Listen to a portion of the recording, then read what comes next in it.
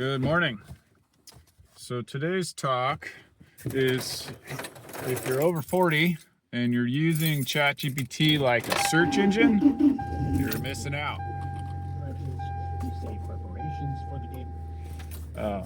So what do I mean by that? Well, this is a big, okay, couple of things. If you're new to my talks, one is these are really not designed to hold your attention like watching.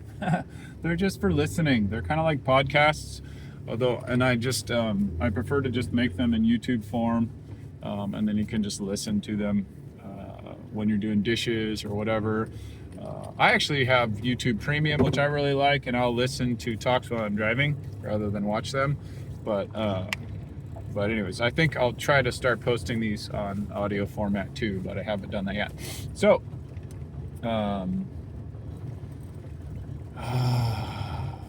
over 40, if you're using ChatGPT like a search engine, you're missing out. So here's why you're missing out. And what you can do to really maximize your effectiveness with ChatGPT, any AI, but ChatGPT is what I use, so that's basically what I'm going to focus on. And the first thing that I want to talk about is customization. So I'm not going to be able to do it in this driving talk, but there's a feature in ChatGPT where you can add things to long-term memory. So that's one way to customize it. And then another one is you can actually give it custom instructions. So a big thing that I really want to help people with is how we really make bad decisions. I'm highly caffeinated this morning. I used a light roast, and there was a little too much coffee in my grinder thing, and so it was a lot of caffeine. And I added MSM to my coffee too, which helps if you're over 40 with the joints. MSM is a lifesaver. I've made a MSM video years ago, 12 years ago on this channel, because it saved my life as a contractor builder type in my mid 50s now, 56.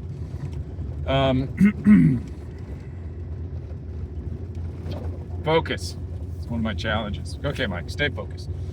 So, and again, another warning to it's not a warning. People who are new to my channel, it takes me a while to get to the point. So you can try to fast forward through towards the end and you'll get better ideas. But I usually circle around these ideas for a while before they get really crystallized. It's just the way my mind works. So we'll work up to that. So, well, I guess I'm just going to go through how I've been using ChatGPT and how I've learned that most people don't use it this way. So, one of the biggest things that I think is missing for us as older people is challenging our cognitive biases. Cognitive biases are it's kind of like the gold for when for the thinking man and woman's gold for when you are really trying to stay innovative and to stay creative and to stay relevant as you age. Because if you're not digging into your cognitive biases as you rigidify when you get older, then you're just going to become irrelevant. One of the best things I think we can do as we move into our elder time is to refine our ability to question our cognitive biases. So one of the things that I have loaded in my long-term memory, or my instructions in ChatGPT is to challenge my cognitive biases and to challenge cognitive biases in general. One thing, a note about loading in your custom instructions. So if you go to the personalization, basically you click on your account, and then go to customization, and then you'll see there's a couple of areas where you can enter in information.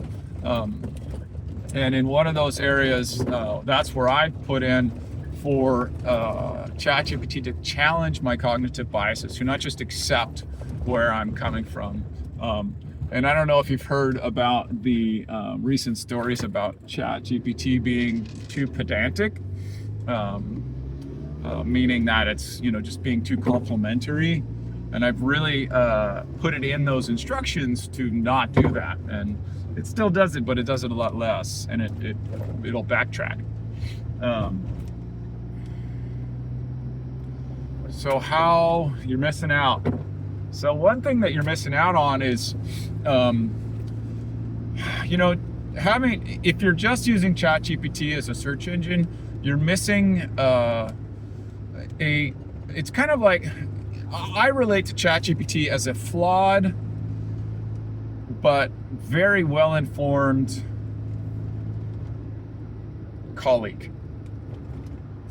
So I can bounce off my ideas against ChatGPT, and it will have really pertinent, relevant facts, which there's just no way I would have had access to. And many of you probably already know this, but I guess I heard recently, and I've noticed in my friends that most of my older friends, my age, they're only going to use it to look for things. And that's,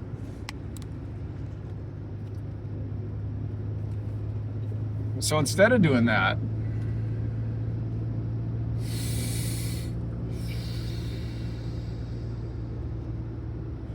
I'm just going to give you an example of what I did this morning. So this morning, and here's why I'm going to give you that example, because you're facing problems.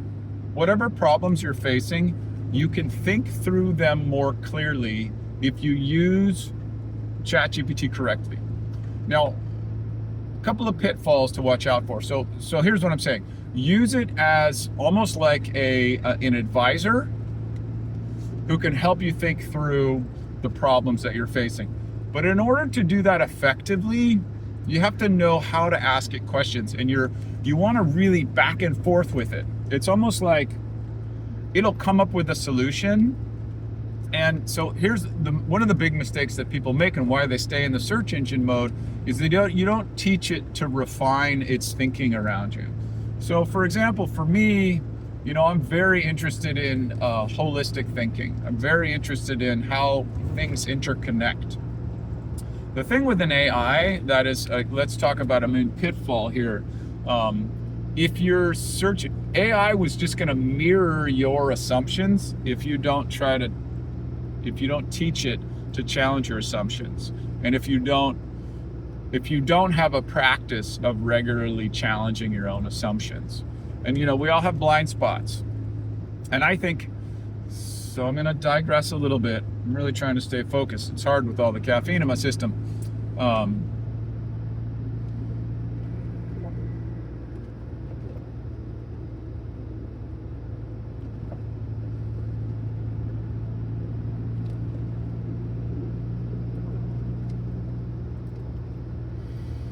Wow, I really went totally blank there. I'm going to lose a lot of people with that one.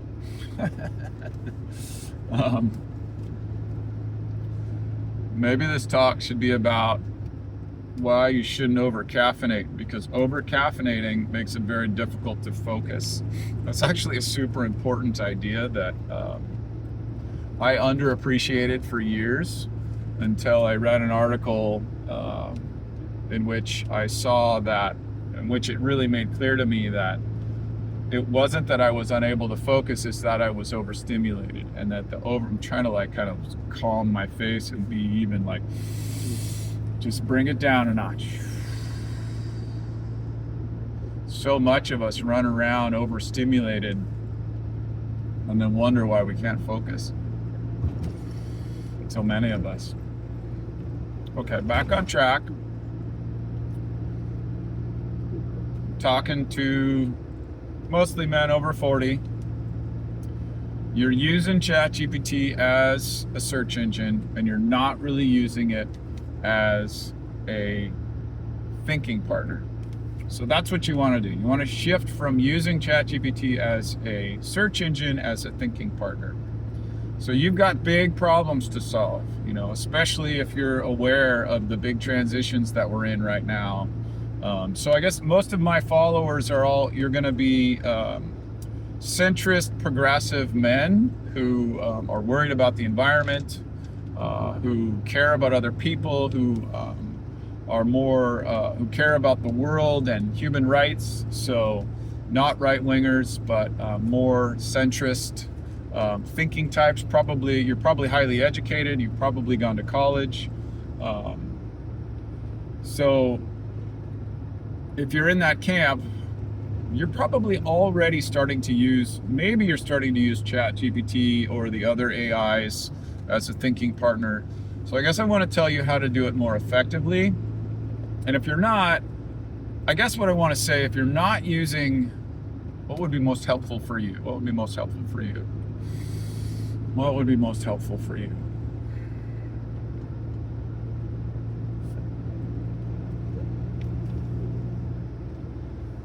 I guess what would be most helpful in terms of what I can come up with in the moment here is it's really helped me solve some big problems in my life and strategize my movements forward as long as I use it correctly. So how do I use it correctly? So the first thing is, before you even get to that point, you have to kind of go in with a bit of humility and courage. So frankly, most men don't have the courage to challenge their own assumptions. Not just men, women too, most human beings as they age do not have the courage to challenge their own assumptions. So I'm going to get a little off track and spiritual, but I think it's really important. The number one thing you have to develop is your capacity to your confidence in who you are as a human being, so that you can have your identity destroyed. So I guess I'm going to keep coming back to that in almost every talk. Well, maybe not in every talk, but that's the fundamental principle, is that in order for you to progress and achieve a new level of anything, anywhere where you're not succeeding, and again, I'm really only talking to people who care about other humans, who care about ecology, who have big hearts and want the world to be a better place for all people and for all life. So if you're that type of person and you want to progress along those lines and be more helpful to the world and more alive in your own body, I think one of the most powerful, and for lack of a better term, more enlightened, more of a conscious person, not self-righteous, not pretentious, but humble and powerful. If you want to be more a person like that, one of the main things you got to do is you've got to get better at I don't want to say get better. You need to develop an inner strength that gives you the courage to face when you've been profoundly wrong and you've profoundly hurt others. I mean, you can't do that all the time, or you'll just turn into a puddle of puddle of pain and misery. But you have to have that capacity. If you don't have that capacity, then you fall into the toxic masculinity camp. And I'm going to define toxic masculinity because I've seen in my comments, I've gotten some pushback against that. So toxic masculinity it can be either toxic masculinity or toxic femininity, but in this case, a toxic masculinity is when you hold on to self-righteousness as a shield to protect yourself above compassion and caring for those in need. That's toxic masculinity. And it is growing in America today and in a lot of parts of the world. It grows when uncertainty grows and when conflict grows.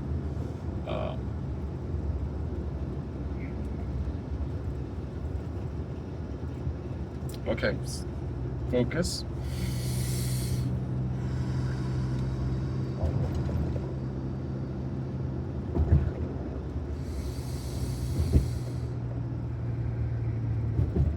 So the sidebar is this. None of this matters if there's a deer crossing the highway. Oh, 2 deers. There's a baby right in front of me. Such a bummer when you hit a baby deer. When I was younger, I would drive too fast and I hit a couple of baby deer. And that really bummed me out and slowed me down.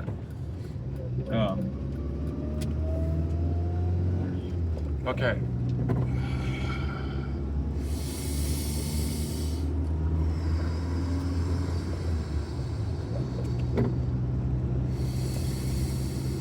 So develop the courage to see when you've been profoundly wrong.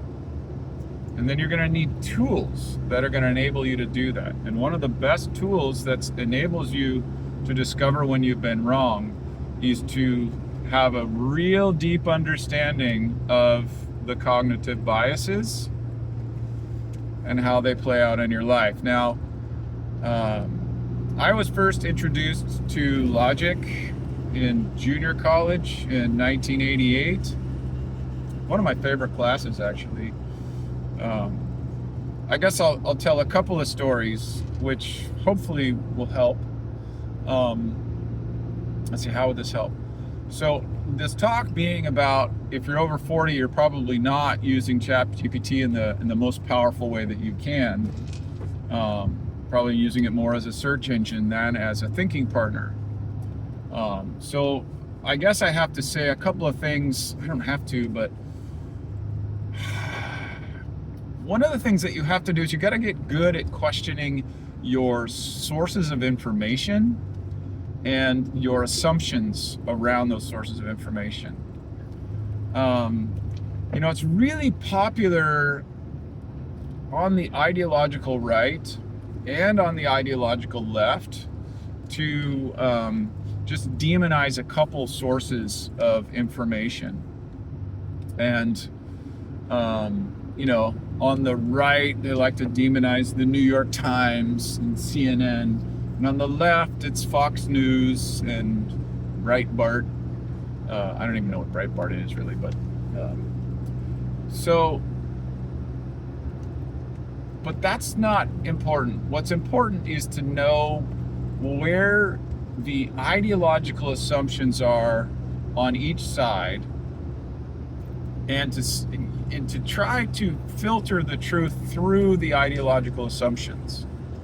Now, how do you do that is, I think it's fairly easy to do. It's not really easy to narrow down how each ideological bias comes through. So this talk is evolving into ideological biases because one of the things that I think is really what happens to us as we age is that our ideological biases become more entrenched. Now, that doesn't mean that your ideological bias cannot shift, but it becomes more entrenched. It becomes more rigid. So when you adopt something, you rigidify it more, because as we age, having a strong identity kind of, it protects us. It keeps us feeling safe. So that goes back to this idea that you got to get good at dissolving your identity, and it's dangerous shit. It's so dangerous to dissolve your identity, but there's gold in them our hills. The better you get at dissolving your identity, the best way I've heard it said is that when your identity is skewered and you feel like you've lost everything, you've lost your sense of center, your sense of self, who you are in the world, what's right, what's wrong, what you stood for, all of that stuff, who you thought you were, what you thought you were good at. What happens is emerges is what's the part of you that's indestructible. So you want to face death. Face death of your identity as often as you can while holding your life together. Do I really believe that? I think not as often as you can. Face some dude in a fixed gear with a fixed gear bike with big chrome fenders. It's actually kind of cool. Okay. The more caffeine you have, the more easily distractible you are.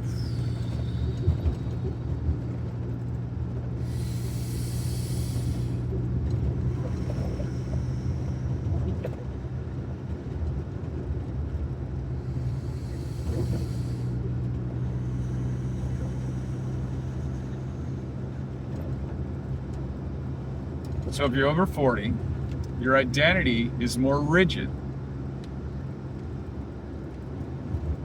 Okay, I say that, I can't help but think about this idea that you can move from one side of an ideological spectrum to another and still retain a rigid identity.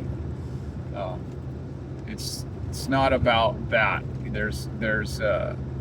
You have to, whatever the new camp that you're entering. Okay, so let me slow down here.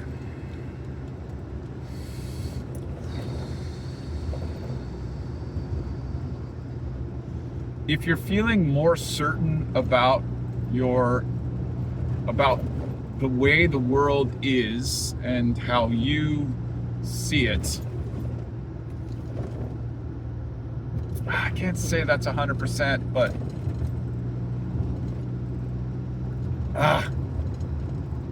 really struggling with this concept right now. So here's the thing. No, not so here's the thing. When you try to speak in 100% truth and accuracy, you can't help but get stuff wrong, and you're going to need to correct yourself. That's why, in a lot of ways, when I speak, it's all over the place, because I'm trying not to be like those overconfident ideologues who come from 100% confidence, but that's not truth. 100% confidence is the opposite of truth. 100% confidence is when you've shut out the inquiry. So that circles us a little bit back to how to use ChatGPT. You have to have the courage to live in uncertainty. Oh, there it is, man. It took me, how long did it take me to get there? 24 minutes. Okay. So to really, if you want to be wise, oh my God, that's really good. You have to have the courage to live in uncertainty. So if you're over 40, to grow, to become an elder, to grow in wisdom and not just rigidify an ideology, you have to live in question and uncertainty. And it is uncomfortable. So that brings us back to this place of emotional courage. if you're using, you have to find this place of the ability to sit with emotional pain. So I keep coming back to emotional pain and emotional courage. That is the root of wisdom. If you don't have the ability to sit in your own emotional pain, you're not going to have emotional courage, and you're not going to grow in wisdom. And you're just going to keep using ChatGPT as a search engine. So this talk is really about becoming more wise. And ChatGPT can help you do that. And how it can help you do that is only after you've accepted the premise that you need to develop emotional courage. Because it's from emotional courage that you can start to ask the right questions. So one of the things that you need to do if you're going to stop using ChatGPT just as a search engine, but as an empowered thinking partner who can help you achieve levels of wisdom that were unheard of by an individual who didn't have tons of leisure time and just devoted and dedicated themselves to all of the wisdom traditions of the world. One is that you have to train. So back to the long-term memory. It took me a long time to get here. Back to the long-term memory, you have to go to a place where you have to train it to come, to talk to you like Marcus Aurelius, or to talk to you like someone who has an understanding of all of the world's religions and mythologies and philosophies, like a Joseph Campbell, or like a Carl Jung, or a fusion, or embedded to ask you questions like the wood from the Tao Te Ching, or from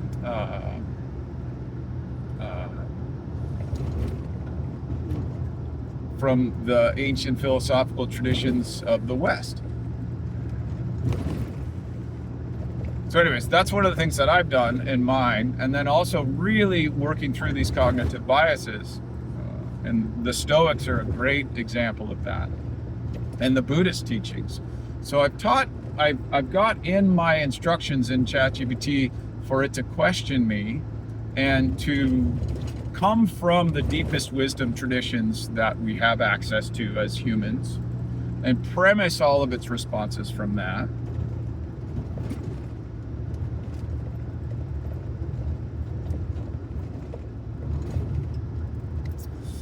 So let's get to a specific example 30 minutes later, practically. So this morning, I was pretty bummed out about, I didn't have that. I'm struggling with my finances a little bit, and my health a little bit. Some old injuries are acting up, and the economic situation and the political situation in the United States, which is moving to a much less nuanced and intelligent form of management to more of an ideological based form of strategy and management. And so all of those things were really bumming me out. And so I started working through that.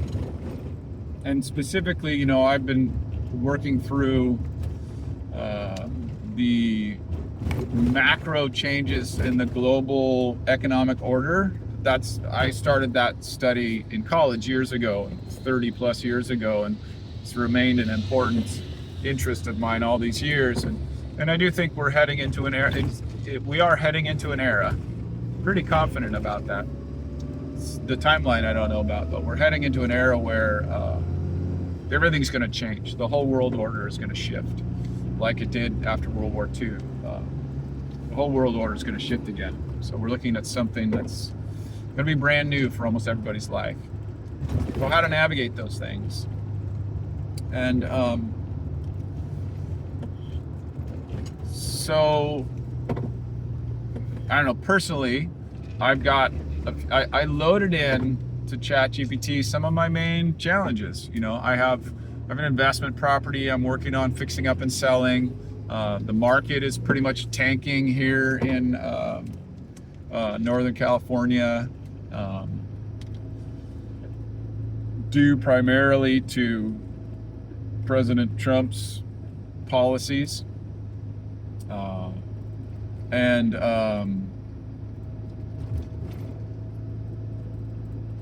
in any case, the point is that, how do I explain this? So I said to ChatGPT, I asked it a question. I said, okay, so I follow Ray Dalio, and I think his assessment of the macro global economic political order is fairly right on. Pattern recognition is, if you're not familiar with pattern recognition, it is the wisest way to approach any problem. Timelines are always difficult, but the pattern recognition itself will keep you, it is what to focus on, because you get out of short-term biases. So I was worried about that, and I'm worried about my personal finances and my daughter's future, what the world's going to look like for her. And so I just started asking. I think my first question was something like, let's just assume. So I'm being clear in my assumptions. Let's assume that Ray Dalio is right. Let's assume that we're in this stage of the economic change that he says that we're in. What would be the best course of action for me? Now, the interesting thing is, if you ask ChatGPT that question and you haven't preloaded anything into the long-term memory, you're going to get a garbage answer. But if you've loaded in some specific details, you're going to get a good answer. So I really, it said, you got to sell your investment property, and you need to work on, getting your solar power system up at your house, and getting your water system set up, and maybe diversify some of your investments into Bitcoin and some metals, and so those were all decent answers. And then from there, I just kept refining my questions. And that's the thing, Sam Altman said that kids these days are using ChatGPT more like a life coach, and people over 40 are using it more like a search engine. So you're missing out if you're over 40 and you're not accessing the life coach part. The beauty of something like ChatGPT is it doesn't have an ego. Sure, it's got pre-programmed parameters, and people are gonna think that some are better than others, and that's fine. But it's not, if you're asking someone and they're giving you advice about your life, their ego and their preferences are all in there. And it's not the same it just is completely, it's a whole other layer removed. So you can get better advice, but you have to be very, very cognizant of the biases that you're bringing, and use ChatGPT as a tool to help you discover your own biases. So that would be, I guess I'm going to circle back to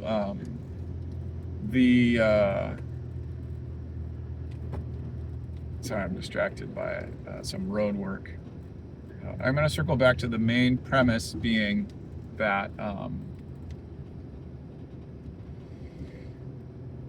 I think the main premise is twofold. You have to, you've got to work on your ability to deal with your emotional pain. Wow, they got a new driveway. That's amazing. And then after that is your ability to,